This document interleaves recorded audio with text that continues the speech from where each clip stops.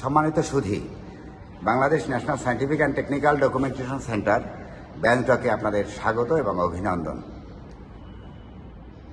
ব্যাংককের প্রবেশদ্বারের অভ্যন্তরে আমাদের Bangkok innovation gallery স্থাপন করা হয়েছে। আপনারা দেখতে পাচ্ছেন আমাদের ইনোভেশন গ্যালারিতে একটি সুসজ্জিত ডিসপ্লে বোর্ড রয়েছে।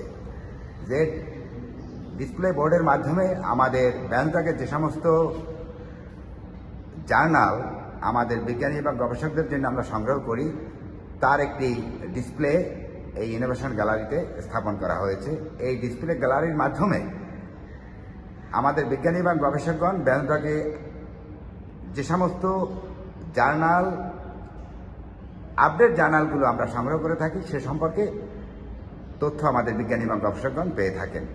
এবং এই ইনোভেশন গ্যালারিতে সাময়িকভাবে স্টাডি করার জন্য আমাদের একটি টেবিল এবং 3টি চেয়ার স্থাপন করা হয়েছে, যেখানে বসে আমাদের গবেষকগণ এই ইনোভেশন গ্যালারির মাধ্যমে তথ্য নিয়ে তারা সাময়িক গবেষণা কার্যক্রম চালাতে পারেন এবং এর অন্যান্য এই জার্নালের সূত্র ধরে তারা অন্যান্য যে সমস্ত গবেষণামূলক তথ্য সেগুলো আমাদের ডকুমেন্টেশন বিভাগ অথবা আমাদের গ্রন্থাগার বিভাগ থেকে সংগ্রহ করে তাদের ফুল রিসার্চের কাজগুলো করে থাকেন।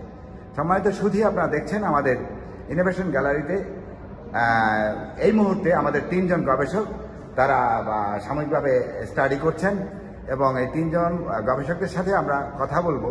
তার পূর্বে আমাদের ইনোভেশন গ্যালারিতে বর্তমানে যে সমস্ত তথ্য সন্নিবেশিত আছে গবেষকদের জন্য সেগুলো আমি একটু উল্লেখ করছি। যেমন আমাদের ইনোভেশন গ্যালারিতে খুব ইম্পর্টেন্ট কিছু জার্নাল রয়েছে। একটি জার্নাল রয়েছে আমাদের tropical seaweed farming Trends, problem and opportunities. এই জার্নালটি আমাদের আপডেট জার্নাল। এই জার্নাল থেকে আমাদের গবেষকরা তাদের গবেষণামূলক তথ্য আপডেট তথ্য পেয়ে থাকে। এর পরবর্তীতে আমাদের দেখা যাচ্ছে যে Bangladesh journal of fisheries research, এই জার্নালটি আমাদের ইনোভেশন গ্যালারিতে আমরা উন্মুক্ত করেছি। এই আমাদের ফিশারিজ ডিপার্টমেন্টের যে সমস্ত বিজ্ঞানী এবং গবেষকরা রয়েছেন তাদের জন্য এই জার্নালটি খুবই গুরুত্বপূর্ণ এবং এই জার্নালের তথ্য তারা এখান থেকে সাময়িকভাবে পেয়ে থাকেন। এরকমের আমাদের 8টি মেডিকেল সায়েন্স সহ 8টি জার্নালের তথ্য আমাদের এই ইনোভেশন গ্যালারির মাধ্যমে আমরা আমাদের গবেষকরা পেয়ে থাকেন। তো আমরা 3 জন গবেষকের সাথে আমরা একটু কথা বলি। সম্মানিত সুধী, আমাদের একজন গবেষক রয়েছেন। সম্মানিত গবেষক, আপনারা একটু পরিচয় নেবেন এবং আপনি কোথা থেকে আসছেন? আমি জান্নাতি, আমার শিক্ষা প্রতিষ্ঠান বেগম রোকেয়া বিশ্ববিদ্যালয় রংপুর। আমি রংপুর থেকে এসেছি। তো আমরা এই ইনোভেশন গ্যালারিটা থেকে অনেক উপকৃত হই, কারণ আপডেট তথ্যগুলো আমরা এখান থেকে জানতে পারি এবং সেটা আমাদের কাজে লাগে। আপনাকে অনেক ধন্যবাদ। আপনি প্লিজ একটু আপনার পরিচয় দিবেন। আমি মোহাম্মদ সাইদ হোসেন, শিক্ষা প্রতিষ্ঠান ঢাকা বিশ্ববিদ্যালয় থেকে আসছি এবং আমি এখানে আসছি মূলত গবেষণা করার জন্য। এখানে যে ইনোভেশন গ্যালারি আছে এখান থেকে আপডেট যে বইগুলো সেখানে সুসজ্জিত করা আছে, এখান থেকে আমরা দেখে আমরা গবেষণা করতে পারি এবং এখানে লাইব্রেরি আছে সেখান থেকে আমরা পড়াশোনা করতে পারি। ধন্যবাদ আপনাকে। প্লিজ আপনার। আমি সুজয় ঘোষ, আমি জগন্নাথ বিশ্ববিদ্যালয় থেকে আমি এখানে এসেছি রিসার্চের কাছাকাছি। আপনাদেরকে অনেক ধন্যবাদ। সম্মানিত সুধী, আপনারা ইতিমধ্যেই জানতে পারলেন যে আমাদের 3 জন গবেষক ঢাকা বিশ্ববিদ্যালয়, রংপুর বিশ্ববিদ্যালয় এবং জগন্নাথ বিশ্ববিদ্যালয়ের 3 জন গবেষক আছেন। তারা ইনোভেশন গ্যালারি থেকে প্রাথমিকভাবে তারা বিভিন্ন জার্নালের তথ্য তারা কালেক্ট করছেন এবং তারা উপকৃত হচ্ছেন বলে তারা অভিমত ব্যক্ত করেছেন।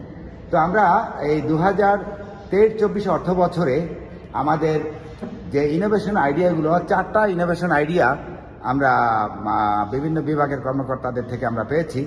4টা ইনোভেশন আইডিয়ার মধ্যে আমরা গত 6 মে 2024 তারিখে আমরা আমাদের মন্ত্রণালয়ের সম্মানিত অতিরিক্ত সচিব আব্দুর রাজ্জাক স্যার প্রধান অতিথি এবং রেজাউল নবী স্যার উপসচিব এবং রহিমা আক্তার ম্যাডাম উপসচিব, ওনারা 2 জন বিশেষ অতিথি ছিলেন। আমরা একটি ওয়ার্কশপ করেছি। সেই ওয়ার্কশপের মাধ্যমে এই ইনোভেশন আইডিয়া 4টা ইনোভেশন আইডিয়ার মধ্যে আমাদের একটি শ্রেষ্ঠ ইনোভেশন আইডিয়া নির্বাচিত হয়েছে।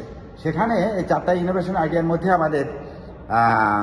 আমাদের যে ম্যানুয়াল ডকুমেন্টগুলো রয়েছে সেগুলোকে ডিজিটাল ডকুমেন্টে কিভাবে রূপান্তর করা যায়, অর্থাৎ ইবুকে কনভার্সন, সেই ইবুকে কনভার্সনের জন্য এই আইডিয়াটা আমাদের এই 2023-24 অর্থ বছরে শ্রেষ্ঠ ইনোভেশন আইডিয়া হিসাবে নির্বাচিত হয়েছেন গত 6 মে ওয়ার্কশপে। এবং এই ইনোভেশন আইডিয়ার আমাদের টাইম কস্ট এবং ভিজিট টিসিবি অ্যানালাইসিস এবং প্রসেস ম্যাপ ইত্যাদি আমাদের আমরা এখানে এবছর এর কাজগুলো সমাপ্ত করেছি। আমরা শোকেজিং করেছি, যেটা চূড়ান্তভাবে শোকেজিংয়ের জন্য নির্বাচিত হয়েছে। আমরা পরবর্তীতে এ সম্পর্কে আপডেট ইনফরমেশন এবং পরিপূর্ণ তথ্য আমরা উপস্থাপন করব। তো আমরা আমাদের ব্যামট্রাক ইনোভেশন গ্যালারি থেকে আজকের মতো সকলকে আবারও ব্যামট্রাকের পক্ষ থেকে অভিনন্দন এবং ধন্যবাদ জানিয়ে আমরা আজকের মতো এখানে শেষ করছি। সকলকে ধন্যবাদ।